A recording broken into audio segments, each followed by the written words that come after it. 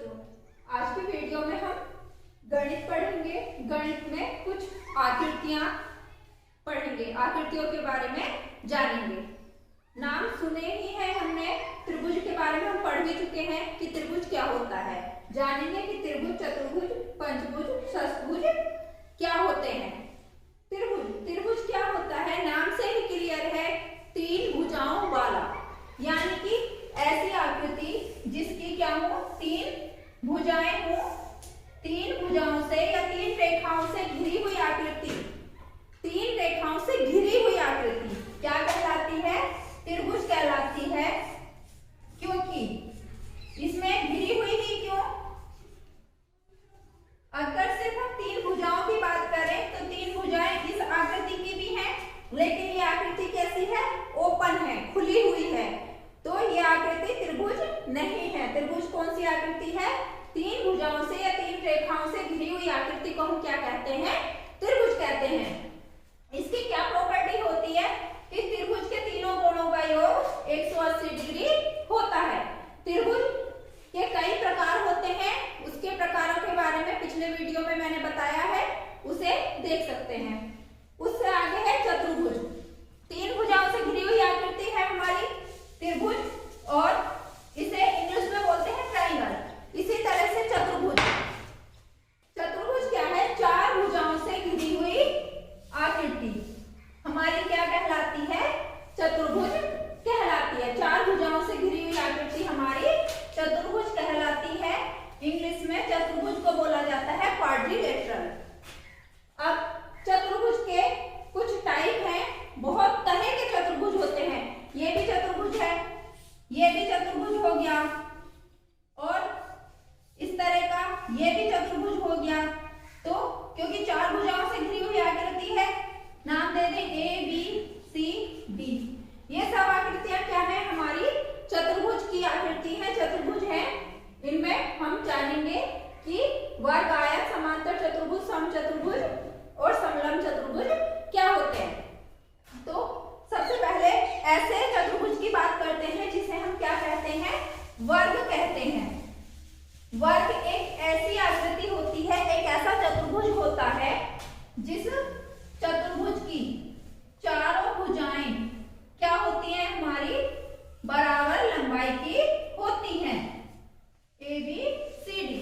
ऐसी आकृति हमारी क्या कहलाती है, वर्ग कहलाती है। उसमें ये ए बी बराबर बी सी बराबर सी डी बराबर डी ए, यानी कि चारों भुजाएं हमारी क्या है, बराबर होती हैं, और उसके साथ साथ बनने वाला प्रत्येक कोण 90 डिग्री का होता है।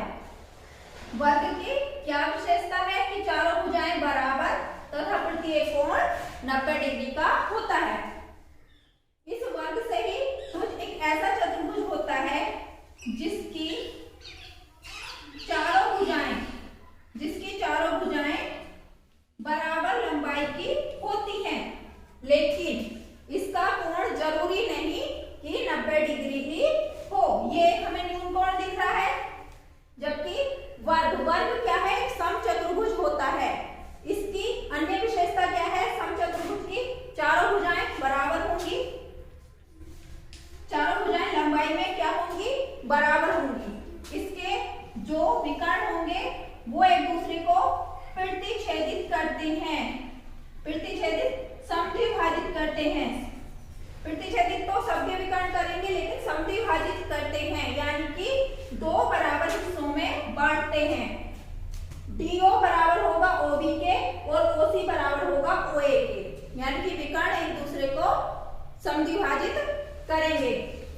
तीसरी चीज क्या होगी कि इसका जो होता है, इसके जो समूह कोण होते हैं, यानी कि कोण ए बराबर होगा कोण सी के, और कोण बी बराबर होता है कोण डी के।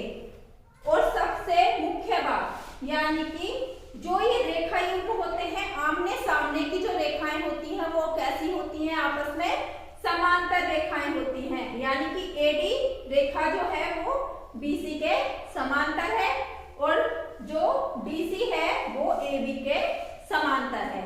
आमने सामने के रेखा युग्म समांतर एवं बराबर होते हैं, समूह कोण बराबर होते हैं, विकर्ण एक दूसरे को समद्विभाजित करते हैं, और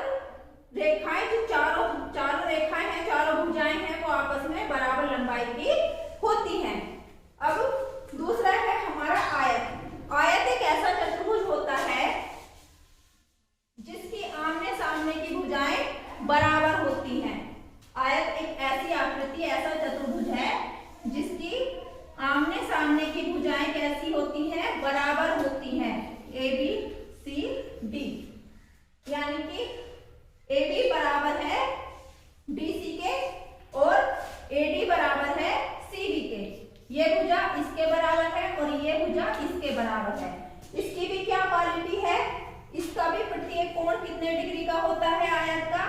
90 डिग्री का होता है। चारों कोण 90 डिग्री के होते हैं। आमने सामने की भुजाएं बराबर होंगी, समांतर होंगी और 90 डिग्री का कोण बनेगा। इसी से क्या है समझते हैं हम, ये समांतर चतुर्भुज आयत जिस तरह से वर्ग और समचतुर्भुज की जो कुछ प्रॉपर्टीज होती हैं वो समान होती हैं, इसी तरह से आयत और समांतर चतुर्भुज क्या होते हैं? आयत भी एक समांतर चतुर्भुज है। आयत एक समांतर चतुर्भुज है। हर एक समांतर चतुर्भुज आयत होगा ऐसा नहीं है, लेकिन हर एक आयत एक समांतर चतुर्भुज होगा। कैसे होगा? समांतर चतुर्भुज क्या होता है?